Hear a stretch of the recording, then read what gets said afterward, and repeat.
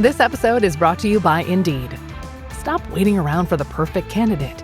Instead, use Indeed sponsored jobs to find the right people with the right skills fast. It's a simple way to make sure your listing is the first candidates see. According to Indeed data, sponsored jobs have 4 times more applicants than non-sponsored jobs. So go build your dream team today with Indeed. Get a $75 sponsored job credit at Indeed.com/podcast. Terms and conditions apply.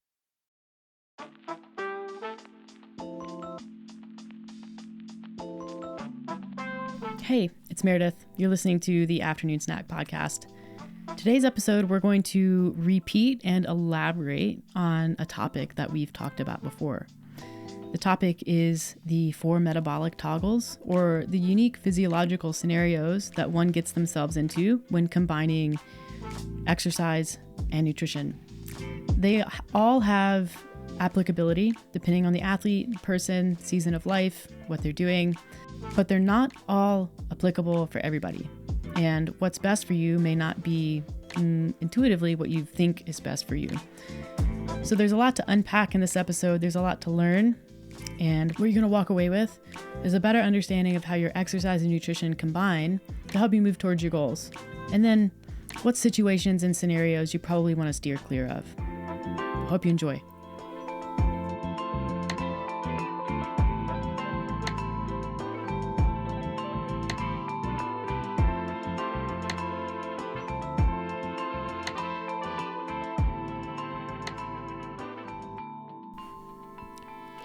Okay, I wanted to start the episode today by just, I guess, sharing a little bit of frustration about the menopause, perimenopause exercise and nutrition space, which is, I'm not saying I'm frustrated with people who are in perimenopause or menopause, because they're just on the ride. But there's so much confusion being it feels like intentionally generated. And it's like, what's hard, okay, is that the burden of this volume and this amount of misinformation seems to fall on to people who are evidence-based and who people know that we're evidence-based, and people like us, and they're we're kind of suss out the truth or understand the nuance enough to know when something's phony and when it's not. The problem is it's so exhausting. It's not even phony. It's also just misrepresented, overblown. Yeah. Taking out, misrepresenting studies and their conclusions.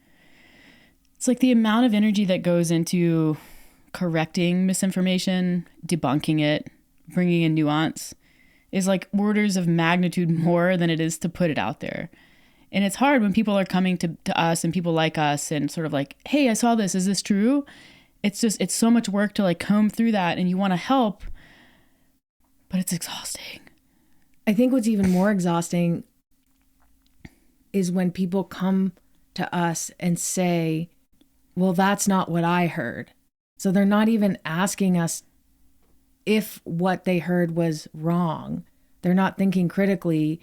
They're taking the first thing that they heard, and then when it's the next message that they receive, maybe from us, is wrong, different, then they're going to be critical of it. And then we have to now convince them. And sometimes it is a matter of convincing, because they might be somebody who's our client, not just somebody who's in our community.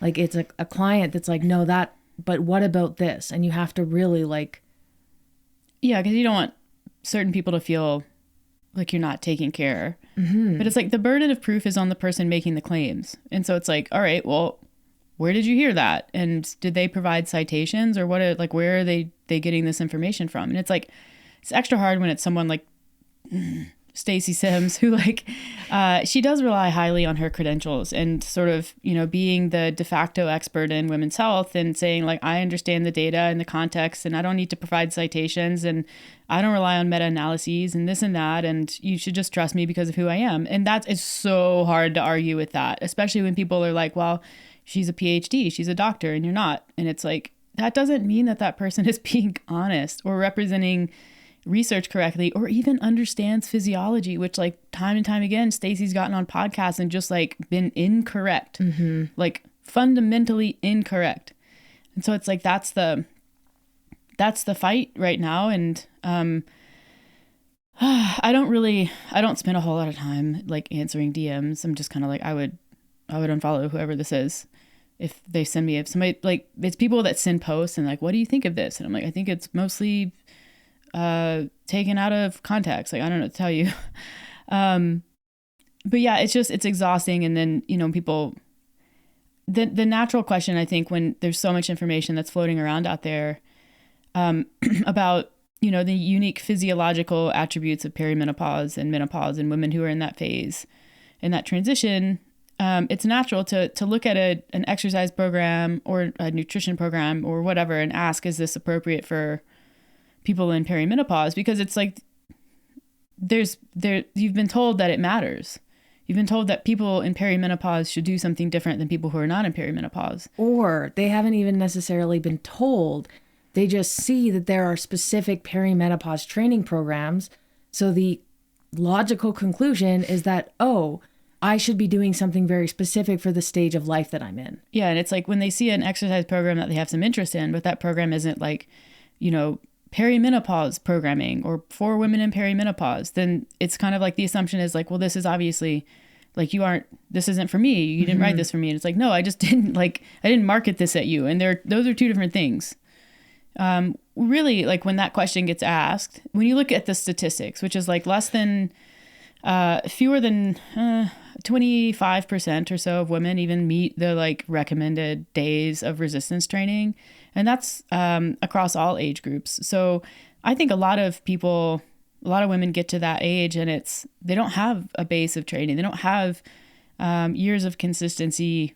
They may not even know what they're doing. And so that question, I always hear that question is like, is your program appropriate for someone who is a beginner or like doesn't understand enough to know what is for them and what isn't and how to make changes regardless of hormonal status? That's like my assumption, because look at all training can be appropriate or inappropriate depending on what study you look at, because that's the state of the research right now.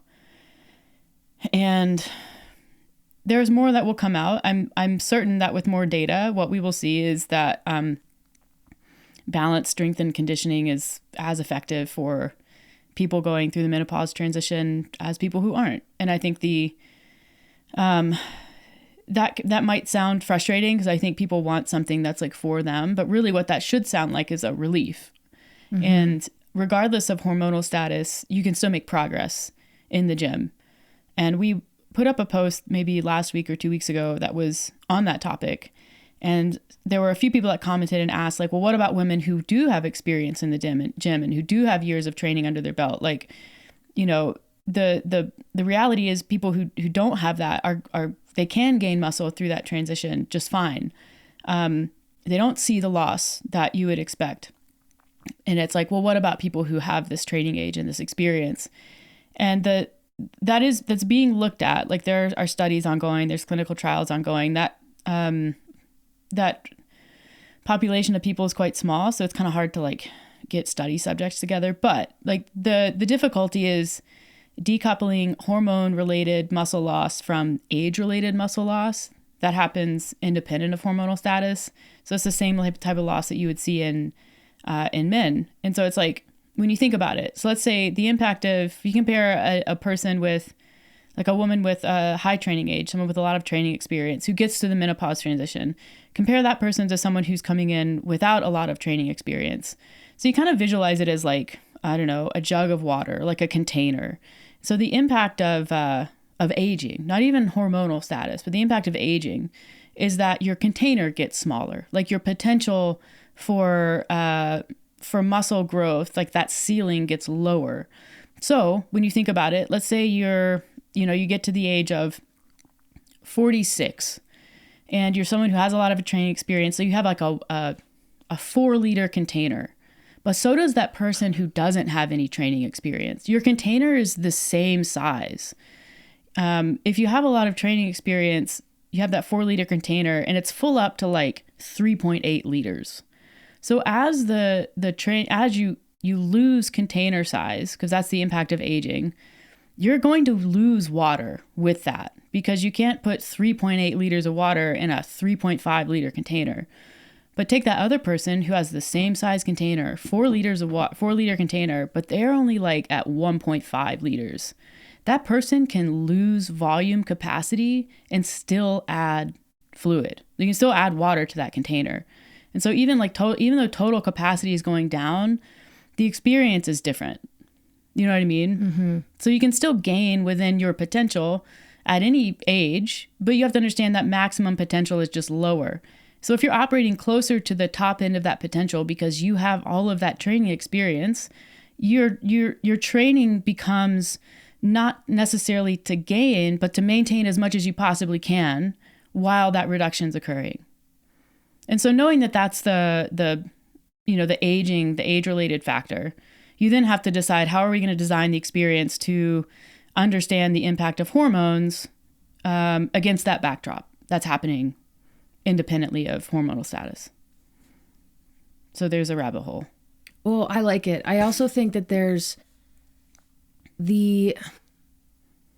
it's not necessarily the hormonal change that's causing muscle loss or the inability to build muscle, which isn't true. The idea.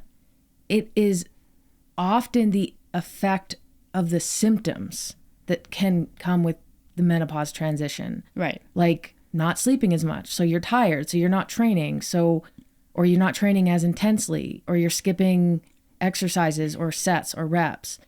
And that alone is going to have an impact on muscle loss.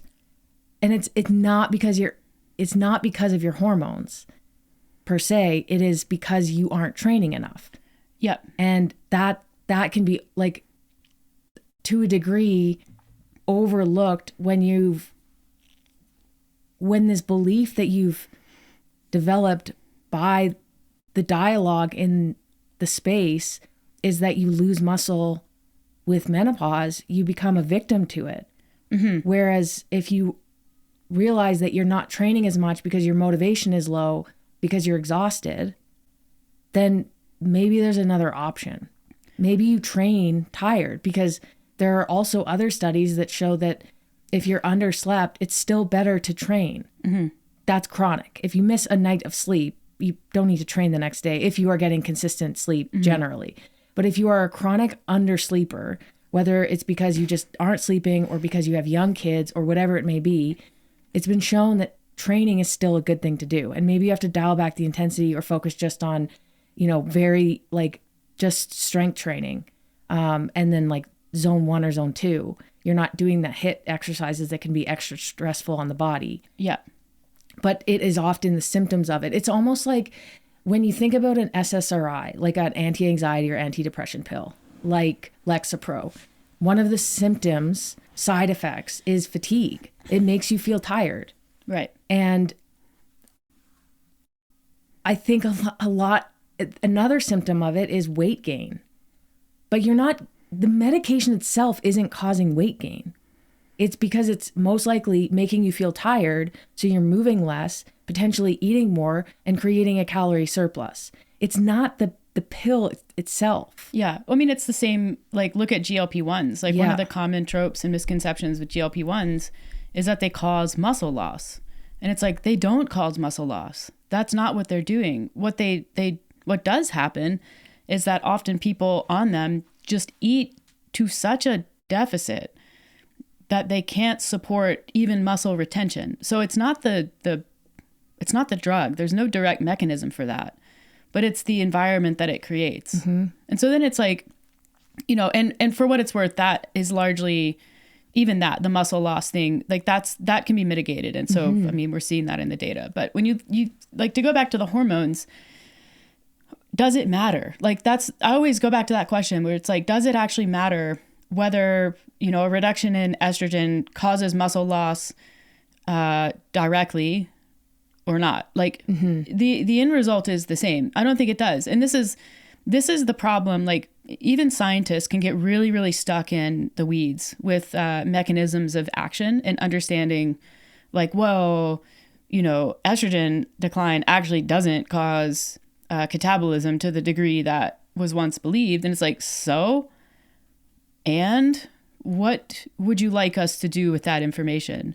Because the end result is still the same. And that is a lot of people out there experience symptoms to such a degree that they can't, they struggle to retain muscle. They struggle to gain muscle.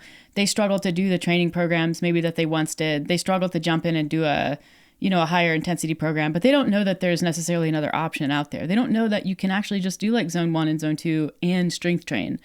And I think that's where people in practice get really lost, is because they go on Instagram and they see these really dogmatic things. Like Stacy Sims recommends only, either training at full intensity or at very low intensity and never training in the middle. And it's like, well, if you're a cyclist, like if you're an athlete and you're someone who values sporting, like you are actually going to spend a lot of time in that middle zone. So what does it sound like to hear someone say that to you? You're like, do I have to quit my sport?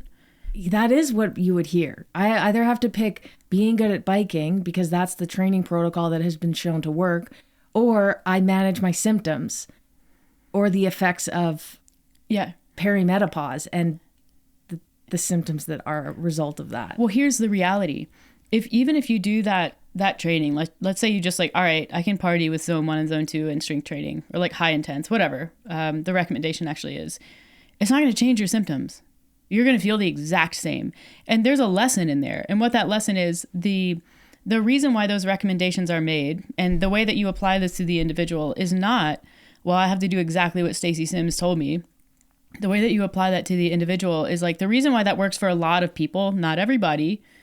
The reason why that works for a lot of people is because those types of training, those types of sessions are much easier to recover from than working in that like zone 3, zone 4 kind of middle intensity, which you can actually do quite a bit of volume there.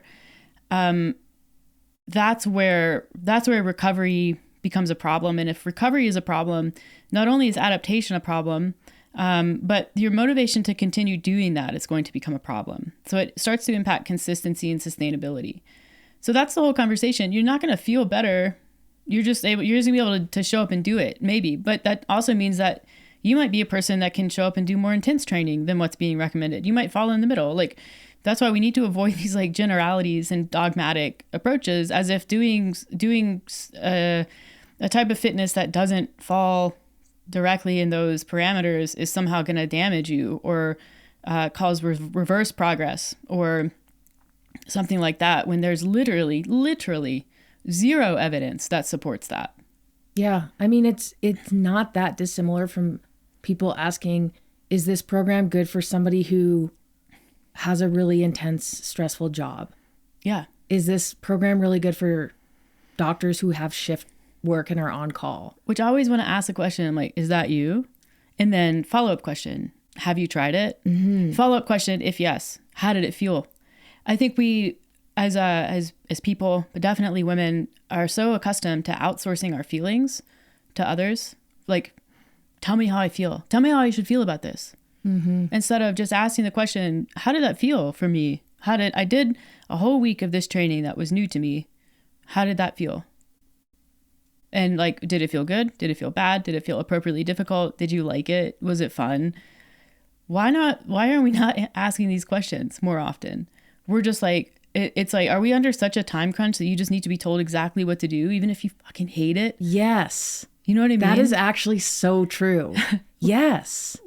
Because what's going to happen if you continue to do that and you continue to look for experts who, like, because you believe that someone out there has the magical combination of macronutrients and exercises to give you that it will solve, you'll make all the progress you ever dreamed of and it will feel amazing. If that's what you're looking for, you're never going to find it.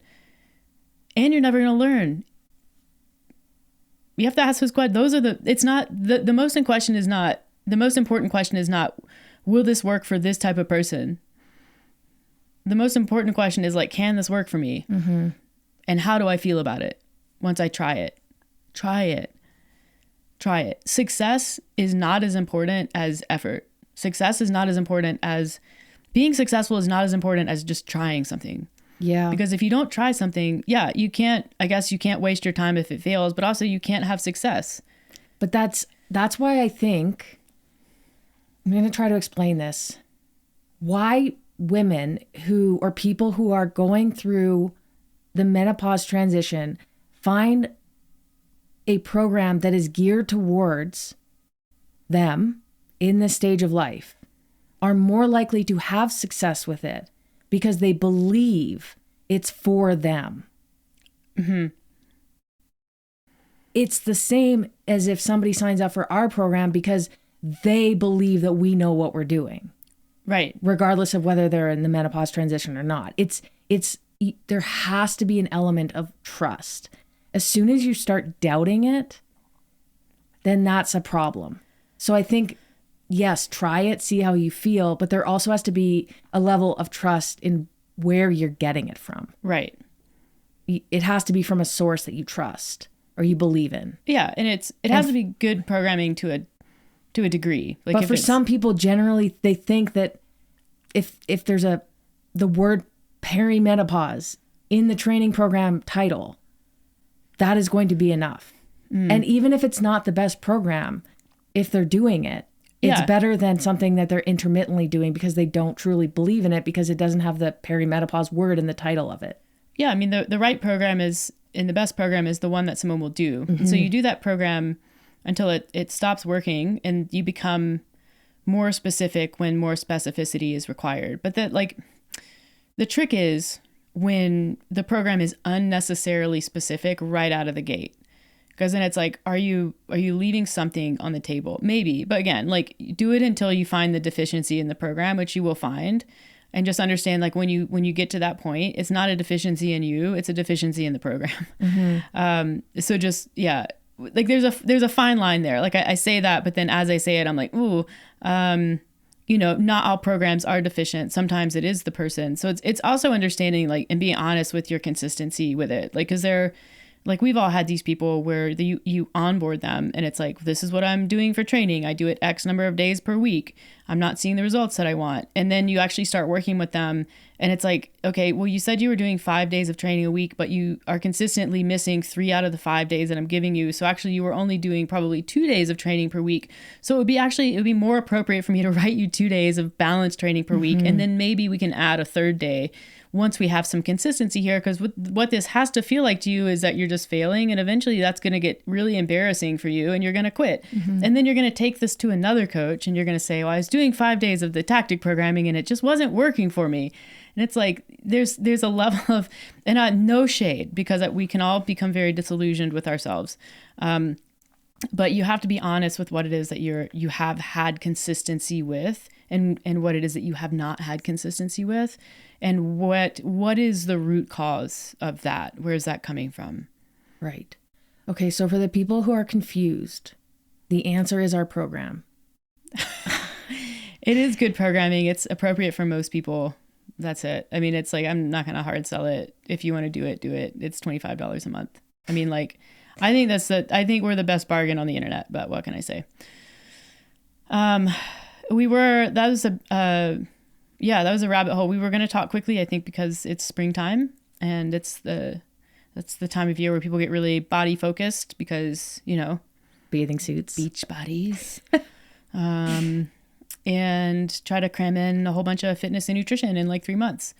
So we've done this topic before. We've talked about it, kind of like the metabolic scenarios that emerge when you combine fitness and nutrition and training and diet, and sort of what works, what doesn't work, why, what's the best for you, where are we at? And so I think the last time we talked about this, we called it maybe the 4 metabolic toggles. And really only 3 of them are useful, but I guess we can run through them. So if you sort of visualize, and with that said, there's also there's like a bonus 5th one that I'm sure we'll talk about. If you visualize like a grid, piece of graph paper, whatever, XY axis. And then on one axis, there's eat less, eat more. Those are your 2 options. And then on the other is do less, do more. And so that's sort of like, there's your activity, movement, training, exercise, whatever. And so where each of those intersect creates a metabolic situation, a toggle. It's very similar to if you ever did recessive and dominant gene About alleles. Yeah. Yeah. Okay. That's how I described it the other day. Oh, right. Because I feel like most people remember doing that in high school.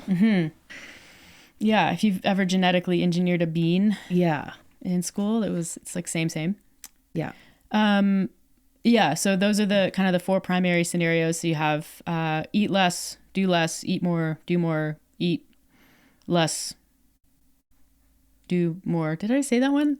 I know this is exactly what happened to me when I tried to explain it It's the other hard day to to do my it run club. verbally. Okay, so there's eat less, do less, eat more, do more, eat less, do more, eat more, do less.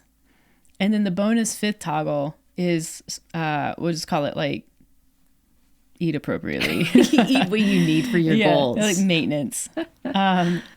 So yeah, that's the one that people weirdly kind of like have historically avoided. Because it's not, I think it's the diet culture that we lived in it was like the bodybuilding culture. It was RP. You're either on a build or on a cut. Yeah, I mean, this whole concept is like bodybuilding, like these toggles. I'm like, oh, does anyone actually do these? They do, and that's why they're worth talking about. But for most people, You get a lot out of that maintenance toggle. the maintenance toggle will, over a long period of time, will get you most of the time to the goal that you want, with the understanding that most people want the same goal, which is to be healthy and look like they work out, to put it simply. Yes. Yeah, you just have to have some amount of patience to work in that kind of middle place. And if you're someone who approaches your nutrition and fitness seasonally, you may not have yet demonstrated the prerequisite patience to have success with maintenance. Hence why people bounce back and forth between these toggles. So obviously, like the two, eat less, do less is like, okay, so you're injured. Next. That one is, not maybe the grandparent toggle. Yeah, let's talk really quickly about it. Do less, you're injured, you're sitting on the couch, you can't really do much. Eat less. Like a little less. Yes, you're not expending quite as much energy because you're not moving around, you're not at the gym. Find that you're not quite as hungry. Right. However, you don't want to then just cut back to an extreme, because that's going to inhibit your ability to recover. Yeah, the thought process isn't like, well, I'm not earning my calories, therefore I have to eat less. It's really just paying attention to your natural hunger signals and eating appropriately for recovery. So we kind of like de facto land back in maintenance mode. Yeah. And a quick tidbit there. On days that you don't work out and you're more sedentary, or if you're injured or sick, your body still needs calories. A lot of our calories come from what our body needs while we're at rest. I mean, your brain needs like minimum 60 grams of carbs a day. So just because you're not doing anything doesn't mean you're not burning calories. Yeah. So I just wanted to point that out. Most people's base metabolic rate falls between 1,300 and 1,800 calories per day to just be a potato. So let that be with you in your brain. Yeah, so that's like, I guess, one to know, but not one to, devote a lot of mental energy to. Eat more, do more. We want to talk about, where do we want to go next? Which one? Okay, quickly back to that. What is the outcome of,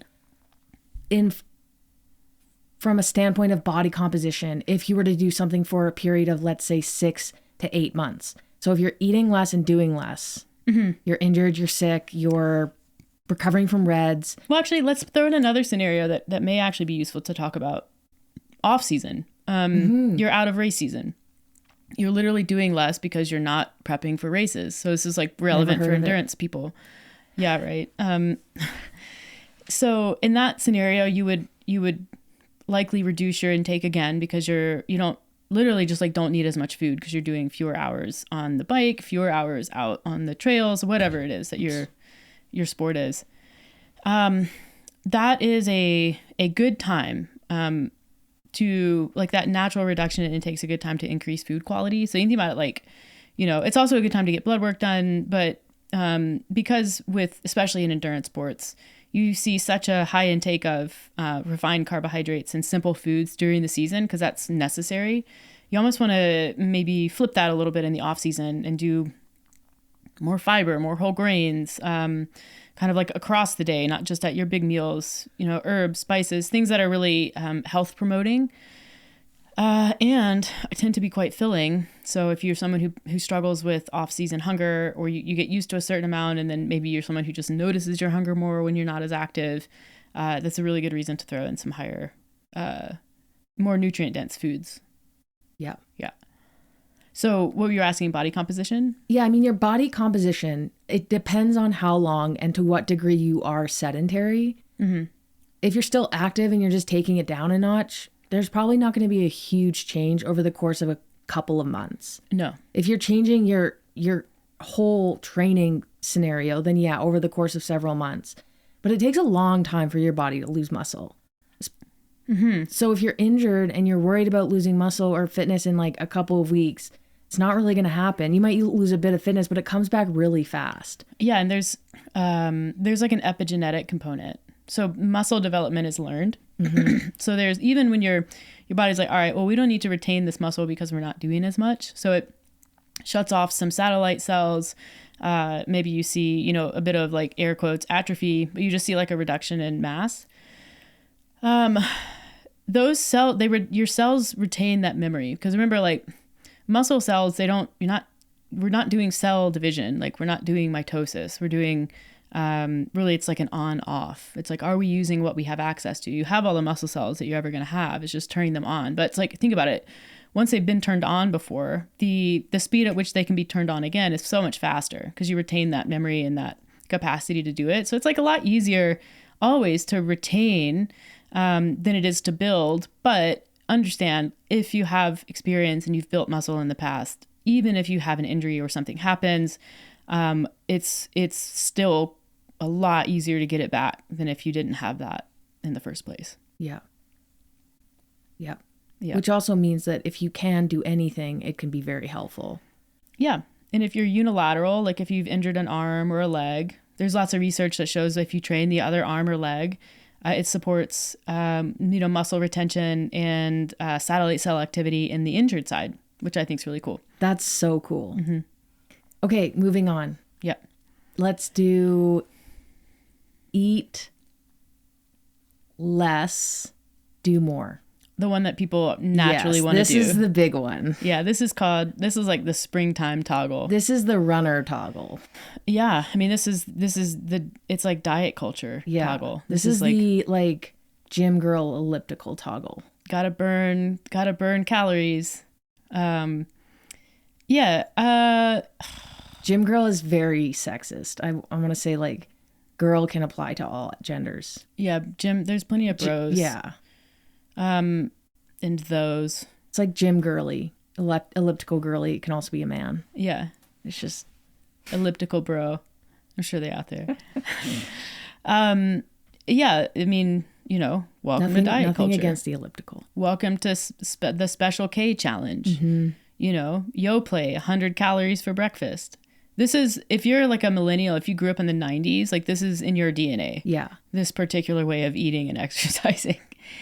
I mean, and I'm so sorry for that, because what a challenge for us that is. And I still struggle. I think about that.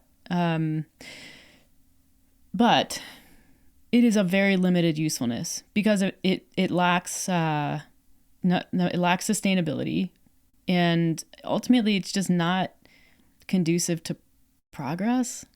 Like progress with fitness or body composition. And again, I talk about like ideal body composition for most people who are in our community, at least, are people who have muscle and are like, again, the numbers differ, relatively lean, I guess. Yeah. And the trick with this one is, if someone jumps into this in the springtime, if they jump into an exercise program and a diet challenge, like just like, things that commonly happen at gyms in the springtime, they're going to see some results pretty quickly. And the motivation at the beginning of something that is quite high. So, you can override a lot, but eventually your body's quite smart. And when you're not feeding it and you're trying to train it, it's going to start resisting that. And then, there's that psychobiological component. You're going to feel some resistance in your day, in your mindset. And it's like that fog behavior model kind of a curve. When something becomes too hard, when it requires too much motivation to do, you are above that line of inaction. And so you just won't do it. And so there's your lack of sustainability with that, is eventually it's just going to stop working, or it's going to feel too hard. The thing is if you, this is the kicker. If you continue to eat less and do more, you will continue to lose weight. Mm-hmm. However, what I think happens, people try intermittently and do more and eat less.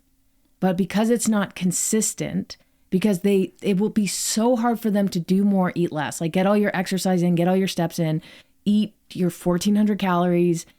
3 days of that, you're so burnt out. You maybe have 2 or 3 days where you're not doing that. But I think a lot of people don't necessarily see the days that they're not doing it, but they're seeing those really, really hard days where they are doing it. And then the conclusion is, well, it's not working. My body's in starvation mode. Mm-hmm. But there have been multiple studies, the Minnesota starvation even without study, that one. even without that's not happening. You're not losing weight because your body is holding on to fat. Yeah, it's very hard. Like, your body will compensate and like move less subconsciously. You won't get up. You won't walk. Like, even if like going downstairs to get a glass of water, you just won't do that. You won't tap your foot anymore. You're more likely to order dinner in because you don't want to stand in the kitchen and chop things up. Exactly. It's things that you don't even realize you're doing, but it's conserving energy so that you're reducing that calorie deficit. Yeah. It's the metabolism doing what the metabolism is designed to do. It's not adapting, and you're not thwarting its response. It's responding the way that it is supposed to. Yeah. So while there is some compensation there, if you're on a pretty like extreme calorie deficit and you're doing a lot of activity and burning calories, then you will continue to lose weight. Yeah. There's nuance, of course, like the numbers and the balance, but that's what it will happen. Yeah. I mean, repetition of this cycle is really is yo-yo dieting. And when you look at the way that plays out over time, a person does an extreme diet, they do a gym challenge, they drop body weight, but they drop a combination of body fat and muscle mass. And then it becomes too difficult. And so they stop doing that and they resume old eating patterns or, compensate in some way. And then they gain weight back, but they don't gain muscle back. They gain body fat back. And then they repeat the cycle. They lose body fat and they lose muscle, and then they gain back body fat. And so over time, you can actually see a worsening of body composition and a disproportionate loss of muscle mass in compared to like the fat that will be retained over time. Not to mention the psychological downsides of doing something like that. No, I think there's definitely the opportunity to be in a very moderate calorie deficit of a couple hundred calories per day, like up to maybe like 250. Which is way less than what people will typically go for. Yeah. And if you're around there, and there's research that supports this, in menopausal women also, and that's one of the most kind of remarkable takeaways here, that when you're at that threshold or you don't exceed that threshold, you can still, while losing body mass, while losing body fat, still retain or even gain muscle mass. And so there's an inflection point where you stop gaining muscle mass, like where it just doesn't happen. And then there's obviously an inflection point where you start losing muscle mass. But if you're intelligent with how your deficit is set up, you can definitely do both. But then you also have to kind of be willing to look at progress or change your expectations for what progress will look like, especially if you're relying on the scale for that progress.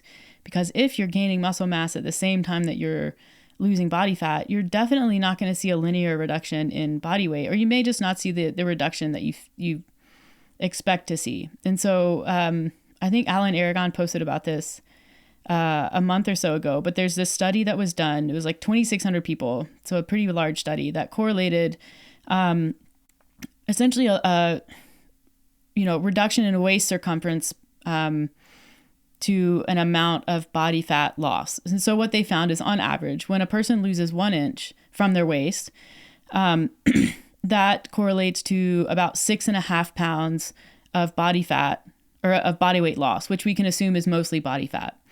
So if someone loses 2 inches, that's 13 pounds. So you can kind of see it's quite linear.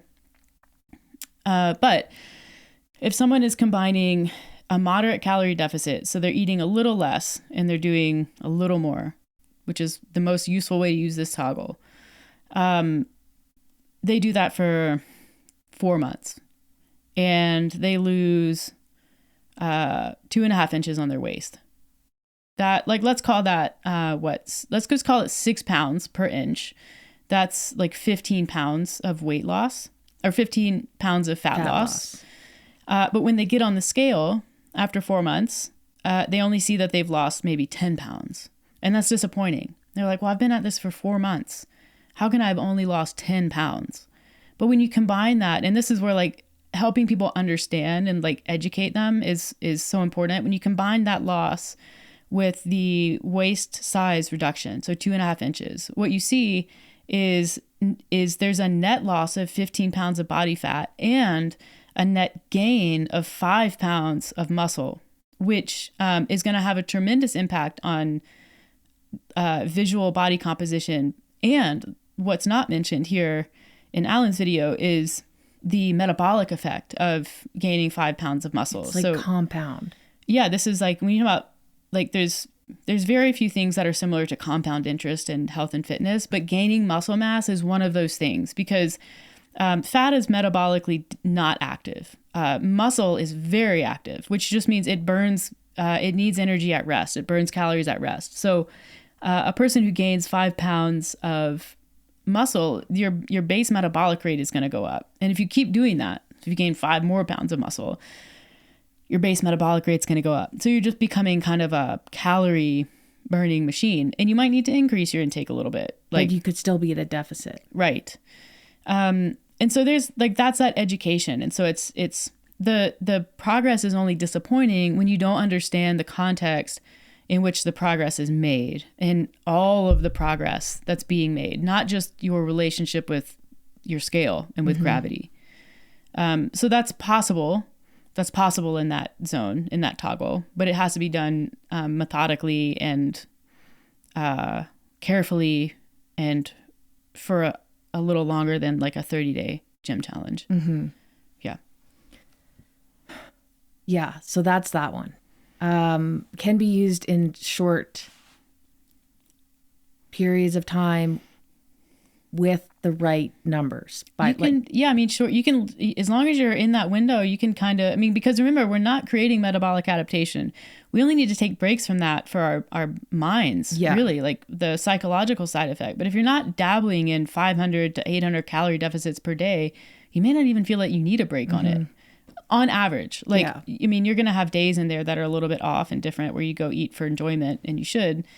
But you can kind of sustain that and do it until it doesn't work. And then you then assess, why isn't it working? Is it not working because actually I gained lots of muscle mass and my deficit's too high, so I'm really tired? Is it not working because I'm just like bored? Things like this. Yeah. But I think long term, you don't necessarily want to be at a calorie deficit indefinitely. No, most people who are there will end up in maintenance. Yeah. And what we see, I think what you were talking about before, this idea of losing fat, losing muscle in a season of the year, like right now, as you lead up to summer, and then you gain, but you don't really gain muscle. And then summer comes around again. So you go on a cut that's inappropriate, and maybe you don't have the right stimulus and training. So you lose your fat again, but you also lose more muscle. And so what you're going to see over the years is muscle loss, which is going to impact the way that your body looks, body composition. Yeah. I think whenever somebody says, I want weight loss as my goal, I think, okay, maintain muscle mass, maybe build it, depending on what their training age is, lose fat. Yeah. When someone says, I want to lean out, it's not about this number on the scale. No, It's more about either training. building or maintaining and then creating a very small calorie deficit or no deficit at all. Mm-hmm. So let's talk about eat less. Wait, which? We did eat less, do more. Yeah. We have... so eat more, do less. Yeah. That one's obvious. Yes. Is it? How do you mean that one's obvious? Well, you do less and you eat more. Yeah, I guess when you say it's obvious, is it like what's the applicability for that? Okay. So this would be somebody, I mean, there are so many scenarios. It could be an athlete that's overdoing it. Mm-hmm. So they start doing less and they eat more and then all of a sudden they feel so much better. Mm-hmm. Think of like the classic overtrained CrossFit athlete. They all of a sudden dial back their training. They get a coach. They're not just doing everything possible. They're a little bit more like meticulous about things. They're eating more because that's really good. They're eating what they need now and they're starting to feel better. Mm-hmm. And so the training is paying off. Their body composition might change, but more importantly, their performance will be better. But if you're taking the average person who's doing 5 days a week training on our program and eating around maintenance, and then all of a sudden they move to Italy. Right. And they don't have a home gym anymore, so they're working out twice a week, and then they're eating a lot of bread. Mm-hmm. That probably wouldn't have the body composition change that you might want. Yeah, I think this is the... So again, within all of these, mm-hmm. some of these can be so appropriate. And then some of these, and appropriate is not the right word. Take everything I'm saying with positive assumptions. It may not be what your goals are. Mm-hmm. Depending, and it depends on it really just depends on the person and their current scenario. Yeah, I think in order for this one to be productive, there's two scenarios. There's one where recovery is needed. So I think about this one as like, the physical, almost more the central nervous system recovery toggle. So eating more after a big race day or after, keeping your intake up after a season is over, that kind of thing. And then eating for joy. Like eating for enjoyment falls in here. And so that's kind of a mental recovery. And it's both of those are really useful. Neither of them should be sustained. Like they're useful tools in specific seasons, on specific days of the week around training, or on vacation, or when you're going to enjoy food for the pure enjoyment of the food. Useful. I was talking more about if you're switching to this for many months. Yeah. The chronic, you don't want to live in this toggle. No. Yeah. That's kind of where I would. And eating more. I mean, what does that mean? If somebody is, again, eating too little, eating more could mean they just move to maintenance. But I think in this case, eat more means eat in a surplus. Yeah. I think we're operating from the assumption that we're using maintenance as a baseline. Yeah. Yeah. Okay. So the last one is eat more, do more. The build. The bulk toggle. Yeah. Yeah. This is, common in bodybuilding for sure. Not common in like power sports, in powerlifting, Olympic lifting, in rugby and football. Certainly a lot of people use this sort of physiological scenario to build muscle faster, to recover faster, to put on mass, and they're accepting of the reality that there is no such thing as a clean bulk.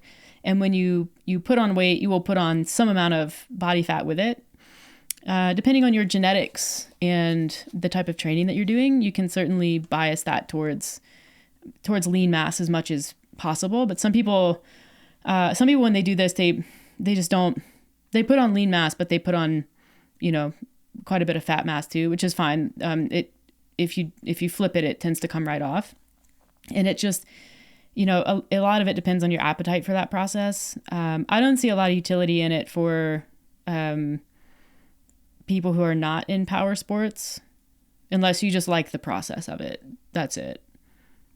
I think it really would mess with a lot of people's brains.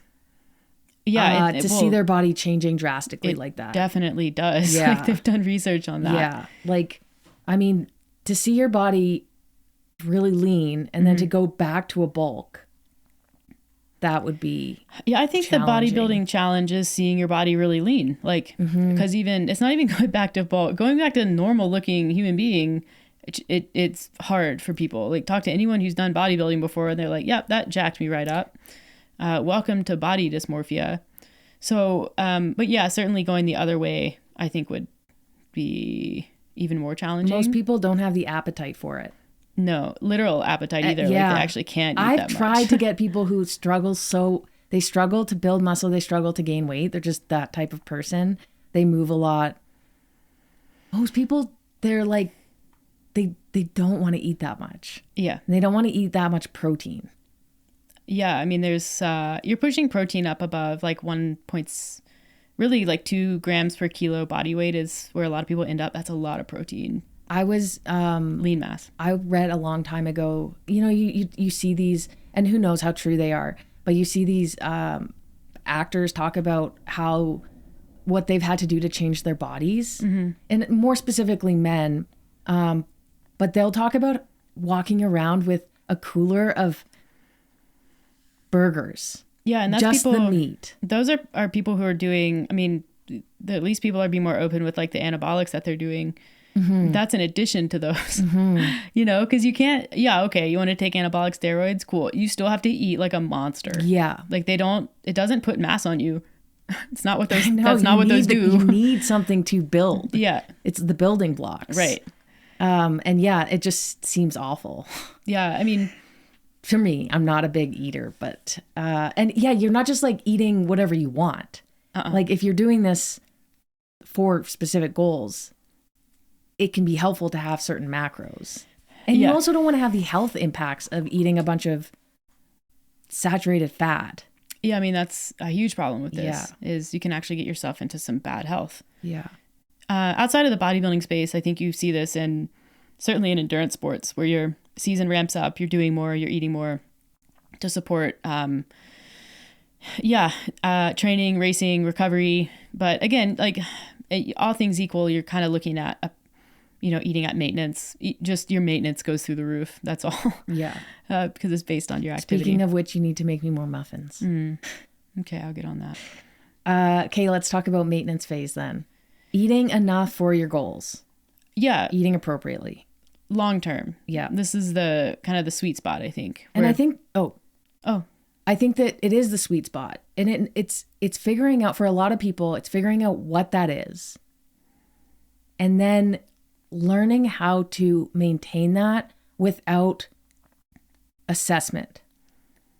By monitoring. Okay. Without constant monitoring. So that's why we always say tracking does not need to be something used indefinitely.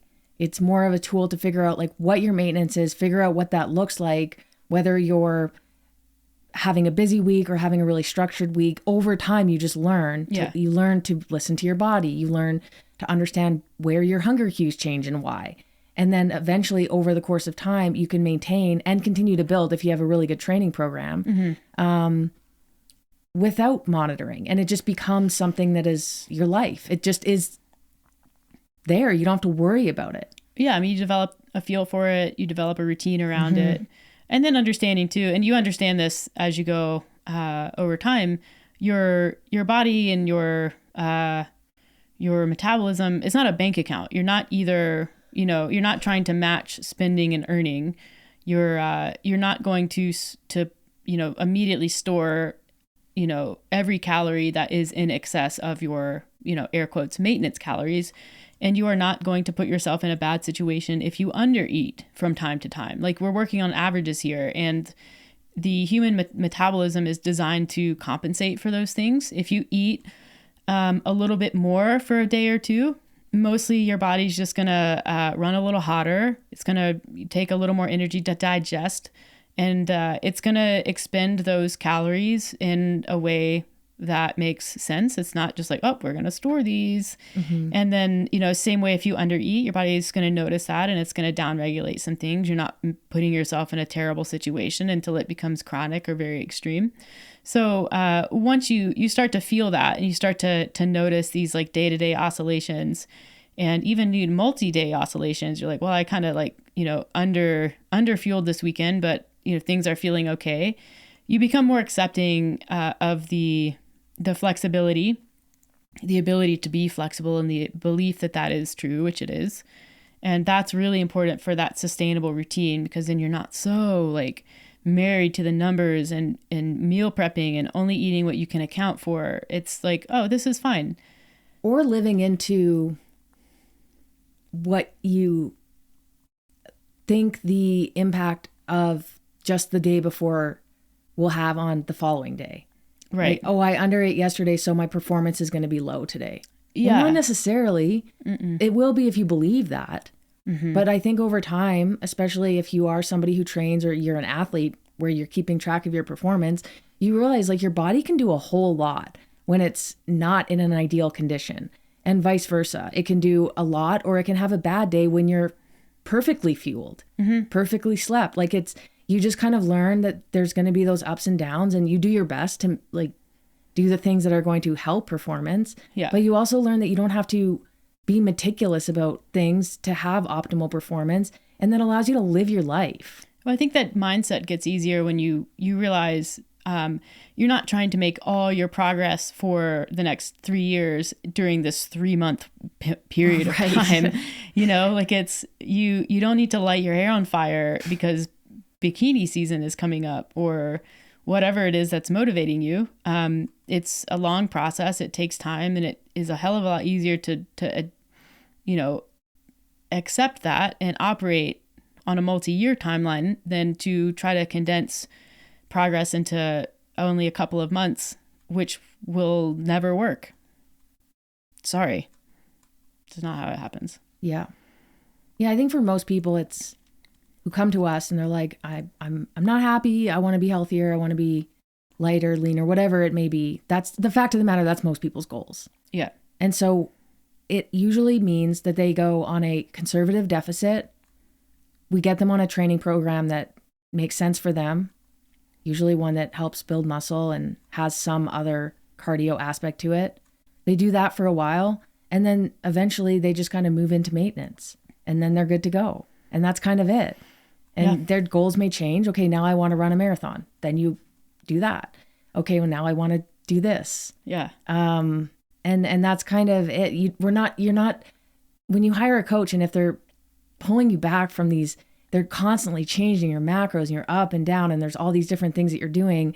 They're just trying to distract you from the fact that they don't know what they're doing. Yeah. Or they're trying to keep you like in it. Yeah, true. And confuse you and make it seem like that's the thing that you need to do. And these like little changes in macros, 10 grams here, 5 grams here, like that isn't doing anything. If you're a nutrition coach and your goal isn't to help every single one of your clients never need a nutrition coach ever again, then you're not a very good nutrition coach. Yeah. I mean, I have clients that are like, I don't know, I kind of like just want to keep you around because I really like talking to you about like nutrition and more fitness. Yeah. I really like talking to you about running and stuff. Well, I was going to ask, my closing question for today is this question. What do you think is more important, training or nutrition? I used to think it was nutrition. And then I think I stopped caring so much about my nutrition and realized, and this is more anecdotal, it's training. Yeah. And I also think that if you focus on training, it's going to have an impact on your nutrition. Yeah. As a result. But I do think for people who want to get healthier, stronger, even change their body, and all of this should be said with that changing your body is not going to make you more worthy or anything like that. We're taking the emotional and the like that part away from this conversation. I think within all of this work, there has to be a focus on accepting yourself and having a healthy body image. But if you do have goals to change your body or improve your health,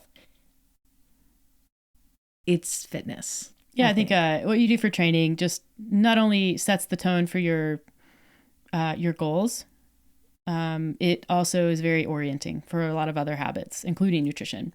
And it's really fun. It just changes the whole mindset around everything.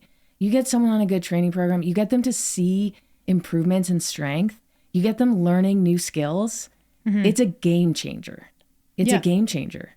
Yeah, I mean, if you're having a bad body image day, just go pick up some weights and see if that doesn't change it for you. Totally. Because I bet you it will. And that kind of says everything that you need to know about training. Yeah. So, yeah. All right. Well, that wraps this one up. Engaging as always. Thank you. If you like this, please like it, subscribe, leave us a review, share it with a friend who you think may like to hear it or who would benefit from hearing it. Any support is welcome. We appreciate it a lot. Thank you for listening. We'll catch you on the next episode.